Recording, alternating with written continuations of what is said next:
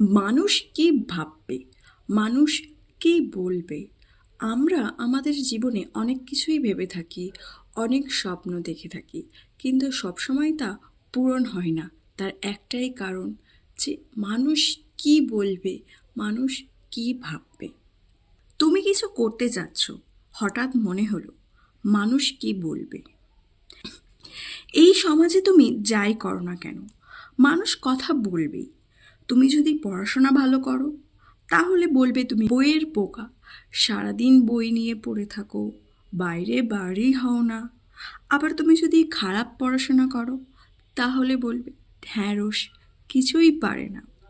তুমি যদি নতুন করে কিছু শুরু করার চেষ্টা করো, তাহলে তোমাকে বলবে সম্ভবই না, তোমার দ্বারা কিছু হবেই না।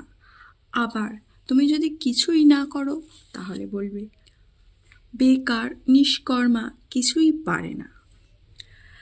তাই একজন মানুষ যদি শুধুমাত্র অন্যের কথা শুনে চলতো, তাহলে স্টিভ জবস কখনো অ্যাপেল তৈরি করতে পারতো না, এপিজে আব্দুল কালাম কখনো বিজ্ঞানী হতে পারতো না। তারা যদি ভাবতো মানুষ কি বলবে, মানুষ কি ভাববে, তাহলে আমরা কখনোই তাদেরকে চিনতাম না। তোমার জীবন তোমার, মানুষ কখনোই সম্পূর্ণভাবে তোমার দ্বারা খুশি হবে না। তাই তাদের জন্য নিজের স্বপ্ন বিসর্জন দিও না। তুমি যা চাও সেটাই করতে থাকো।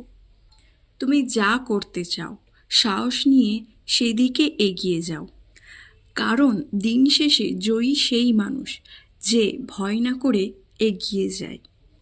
হ্যাঁ, মানুষের কথা শোনো, তবে সিদ্ধান্ত নাও নিজের মতো করে, কারণ জীবন একটাই, আর সেটা তোমার।